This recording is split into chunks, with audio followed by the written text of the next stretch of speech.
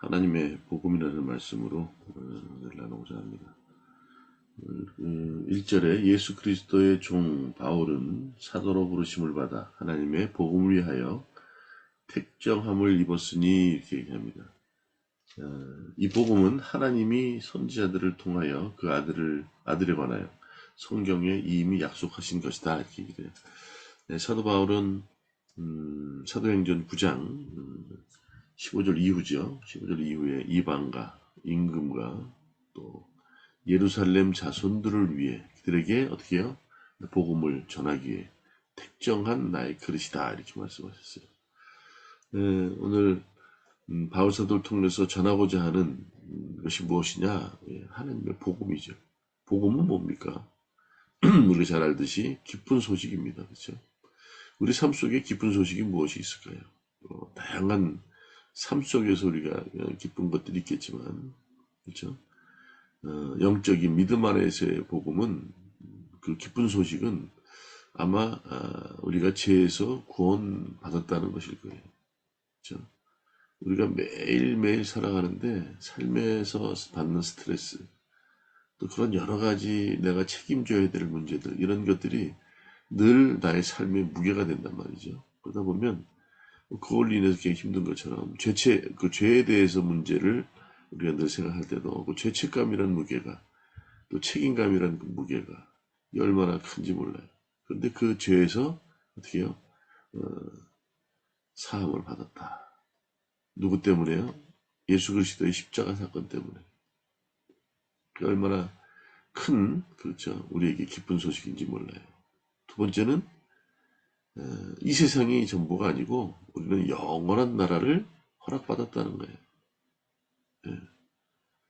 이 땅에서 사는 것으로 끝난다면 우리는 이 땅에서만 최선을 다해서 또 악착같이, 그렇죠, 그렇게 살아갈 줄 몰라요.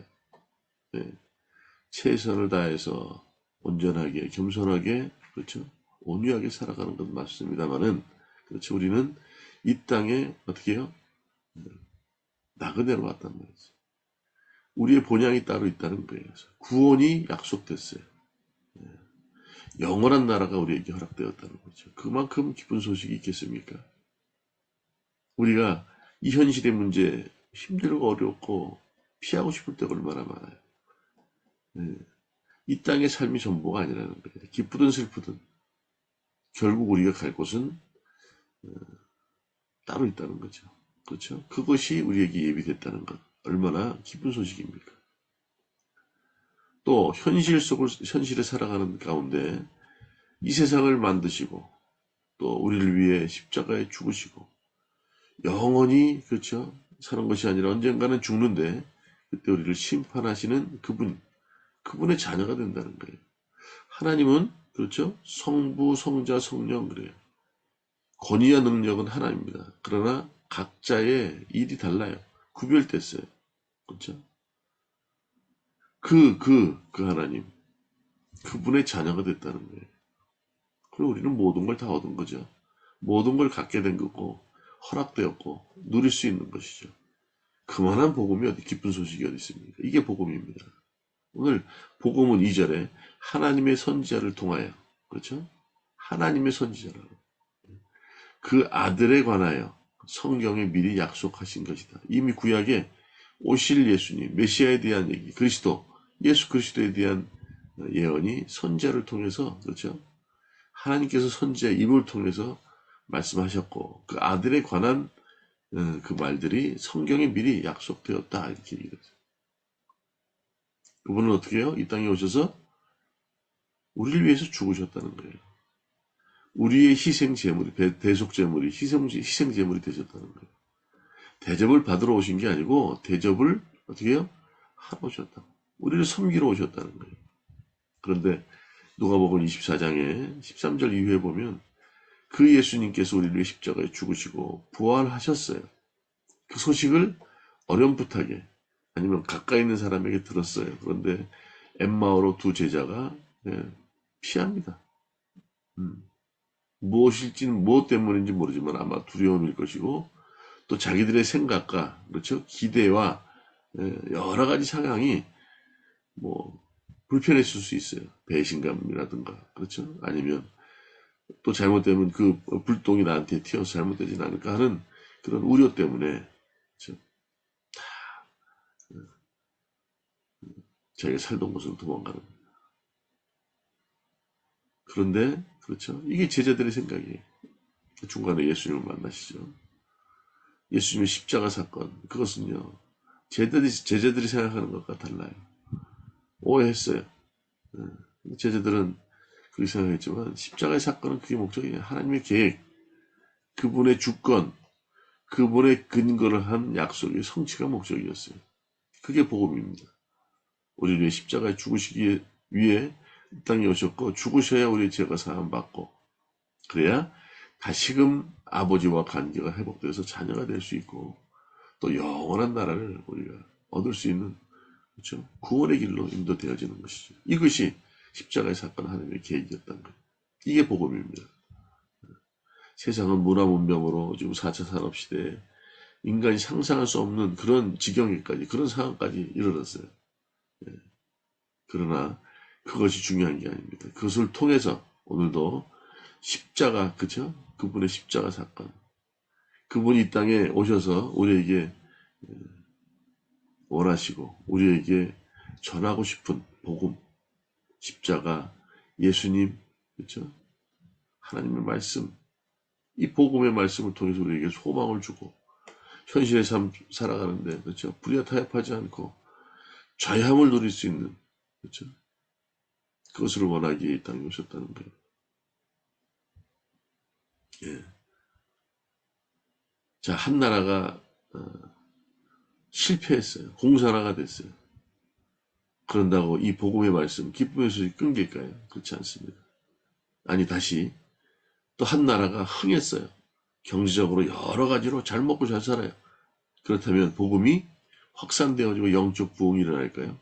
또 그렇지만도 않다는 거예요.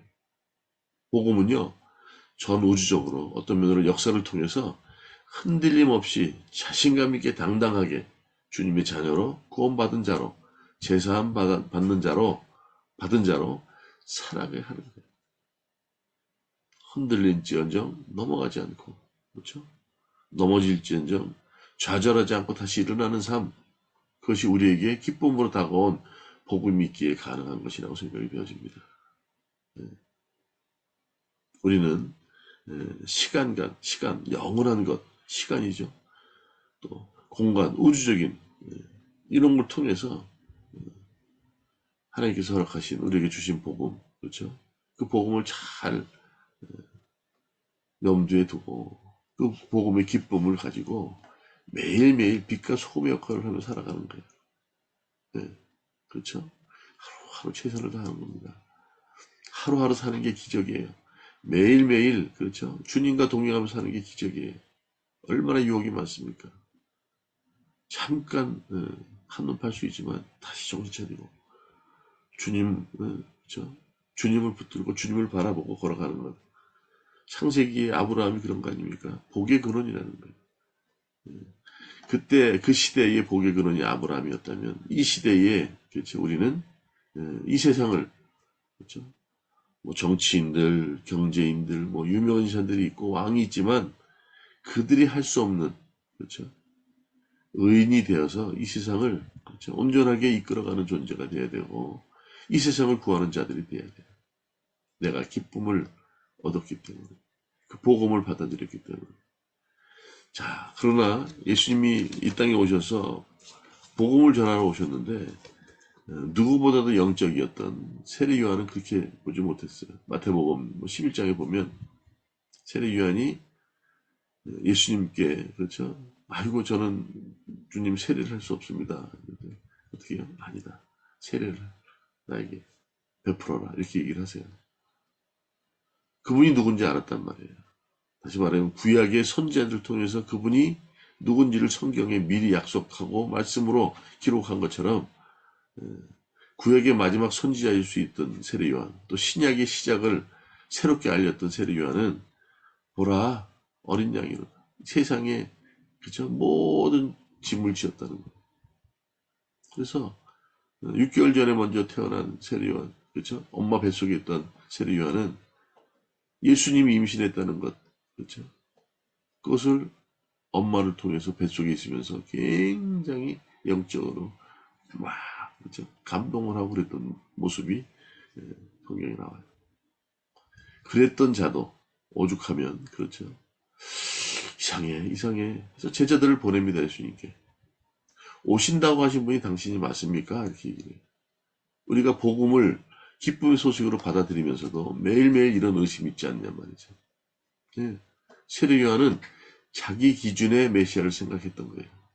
이쯤 되면 비밀 결사대를 조직해서 로마 대항하고 민주적으로 봉기를 해서 뭔가 좀 나라를 전복해야 되는데 아무런 준비가 되어 있지 않는 것 같아요. 보니까 뭐 어려운 자들, 세리, 뭐 그쵸, 죄인들 이들하고 어울리는 것 같고 그랬더니 예수님께서 세례 요한이 보낸 제자들에게 이렇게 얘기합니다. 너희들이 듣고 본 것을 알리라. 우리는 살아가면서 우리의 기준이 앞서기에 그렇죠? 기쁨으로 많은 것이 우리에게 주어졌어요. 그 복음이 우리에게 전해지고 그런 복음을 믿겠다고 신앙 고백하면서도 했으면서도 자기 기준에 입각해서 오해하고 착각하고 그렇죠? 자기 잣대의 기준으로 살아가고 있지는 않은지 생각해 볼 필요가 있어요. 오늘 세례 요한이 보낸 제자들에게 얘기합니다. 너희들이 듣고 본 것을 알리라. 그런데 지금 예수님께서 무엇을 하고 계십니까? 예. 아니요. 비밀 결세대를 조직하지도 않고 아무 무슨 뭐 무기를 준비하거나 사람들을 모으지도 않았어요. 어떻게 해요? 맹인들을 보게 하고 못 걷는 자를 걷게 하고 나병 환자들을 깨끗하게 하고 죽은 자를 살리고 가난한 자들에게 복음을 전파하는 일을 하고 계세요. 누가복음에도 똑같아요. 이게 하나님의 뜻이에요. 그렇죠? 하나님의 집념은 오늘도 우리를 사랑하시기에 또 많은 사람들 주님을 믿고 따르는 자들을 사랑하시기에 그렇죠? 그들에게 값없이 주신 은혜를 기억하게 하시기 위해서 하나님의 집념에 끊임없이 그렇죠? 그 약속을 이루어 가십니다. 우리가 잠시 유혹을 받고 한눈 팔 수 있지만 그래서 정신 차리고 흔들림 없이 당당하게 살아가기를 원하시는 거예요. 그래서 오죽하면 사도행전 1장 18절에도 이렇게 얘기하죠. 오직 성령이 너희에게 임하시면 너희가 권능을 받고 예루살렘과 온 유대와 사마리아와 땅끝까지 일러 내 증인이 되리라 이렇게 얘기하세요. 그렇죠? 성령이 임해야 된다고. 누가복음 24장 49절에도 예루살렘을 떠나지 말아라. 내가 주겠다고 하신 그렇죠? 성령을 선물로 받고 움직이라는 거예요. 우리가 매일매일 넘어질 수 있어요. 그 성령의 그렇죠? 조명함과 성령의 충만함과 인도하심이 없기에 그럴 수 있습니다. 내 힘으로 하고 내 탐욕으로 내 생각으로 하기에 오늘은 성령의 부으심을 받고 그렇죠? 오늘 말씀하신 것처럼 하나님의 뜻이 무엇인지 그렇죠? 우리에게 이미 주어진 기쁨의 소식 복음을 그렇죠? 그 기쁜 소식을 전하는 삶을 살아가는 저와 여러분 되시길 원합니다. 이게 하나님의 복음이에요. 그분의 뜻, 그분을 주권으로 인정하는 거예요. 오늘도 얘기하잖아요. 복음은 하나님이 선지자를 통하여 그 아들에 관하여 성경에 이미 약속하신 것이다. 그렇죠? 복음을 우리에게 허락하신 주체는 우리 주 예수 그리스도의 아버지 하나님이시라는 거예요. 그분이 우리랑 함께 하십니다. 그분께서 우리에게 제사함을 허락하셨고 주님 예수님을 통해서 자녀되게 하셨고 영원히 살 수 있는 구원을 우리에게 허락하셨습니다. 이게 기쁨의 소식이에요. 세상에 이런 기쁨 외에 더 큰 것이 무엇이겠습니까? 오늘도 복음을 받은 자로 기쁨의 소식을 우리가 경험한 자로 보고 들은 자로 전하는 삶을 또 그 삶에 입각하는 그렇죠. 자격에 걸맞는 삶을 살아가는 저와 여러분 되시기를 주님의 이름으로 축원합니다.